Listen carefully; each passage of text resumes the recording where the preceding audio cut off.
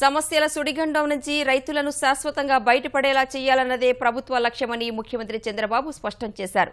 కరువుతో అల్లాడుతున్న అనంత రైతులను ఆదుకునేందుకే వ్యవసాయ బీమాతో పాటు పెట్టుబడి రాయితీని భారీగా ఇచ్చినట్లు తెలిపారు. జిల్లాలో పలు అభివృద్ధి కార్యక్రమాలను ప్రారంభించిన ఆయన 3 ఏళ్లలో 32,000 కోట్లు ఖర్చు పెట్టి పేదలకు ఇళ్లు నిర్మిస్తానని ప్రకటించారు.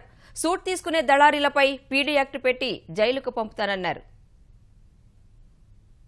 అనంత రైతులు పండించే పండ్లు, కూరగాయలు ప్రపంచం మొత్తం తినే రోజులు దగ్గరలోనే ఉన్నాయని ముఖ్యమంత్రి చంద్రబాబు అన్నారు. కనగానపల్లి మండలం ముక్తాపురంలో రైతు కృతజ్ఞతా సభకు హాజరైన ఆయన తెలుగుదేశం పార్టీకి ఎన్టీఆర్ కు అనంత అంటే ఎంతో ఇష్టమని వ్యాఖ్యానించారు.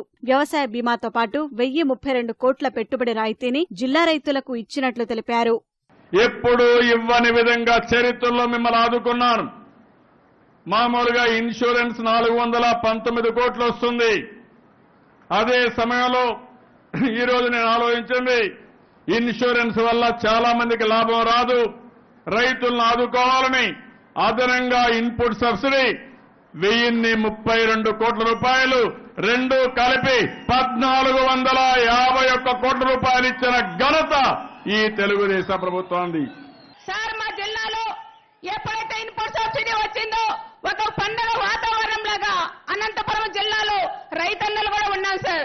దాదాపు 6,25,000 మంది రైతులకి 1032 కోట్ల రూపాయలు వస్తే చాలా మంది రైతులు అప్పులు తీర్చుకోవడం కానీ పిల్లలకు పెళ్లిళ్ళు చేయడంలో కూడా ముందున్నారని కూడా సార్ కూడా నేను తెలియజేస్తున్నాం. అయినా ఈ రోజు కాంగ్రెస్ వాళ్ళు, వైఎస్ఆర్ పార్టీ వాళ్ళు మాట్లాడుతున్నారు, ఎవరికి ఇచ్చారు వాళ్ళ పార్టీ వాళ్ళకే కదా అని. ఈ రోజు మన పార్టీ కన్నా వాళ్ళ పార్టీ వాళ్ళకే ఎక్కువ ఇన్పుట్ సబ్సిడీ వచ్చిన విషయం కూడా వాళ్ళు గుర్తుపెట్టుకోవాలని కూడా కోరుకుంటున్నాం. సమస్యల సుడిగుండం నుంచి రైతులను శాశ్వతంగా బయటకు తేవాలన్నదే ప్రభుత్వ లక్ష్యమని చంద్రబాబు అన్నారు. అనంతపురం జిల్లాలో పడిన ప్రతి నీటిబొట్టును భూగర్భ జలాలుగా మార్చుకోవాలని పిలుపునిచ్చారు. వర్షాలు పడకపోయినా డ్రైన్ గన్ల ద్వారా నీళ్లిచ్చి పంటలను కాపాడామని గుర్తు చేశారు. సూట్ పేరుతో ఎవరైనా రైతులను దోచుకుంటే ఊరుకునేది లేదన్న ముఖ్యమంత్రి వారిపై పీడీ యాక్ట్ ప్రయోగిస్తామని హెచ్చరించారు. పట్టిసీమ ఫలాలు రాయలసీమ రైతులకు అందిస్తున్నామని తెలిపారు. ఎప్పుడూ లేని విధంగా నీళ్లిచ్చాం. పుల్లేటిపల్లి ట్యాంకుకు నీళ్లిచ్చాం 30 సంవత్సరాల తర్వాత. నాగసముద్రం ట్యాంక్ ఇచ్చాం 30 సంవత్సరాల తర్వాత. కామరాజు గుంటకు నీళ్లిచ్చాం 20 సంవత్సరాల తర్వాత.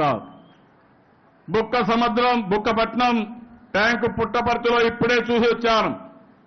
ఎప్పుడూ నీళ్లు వచ్చేటివి కాదు.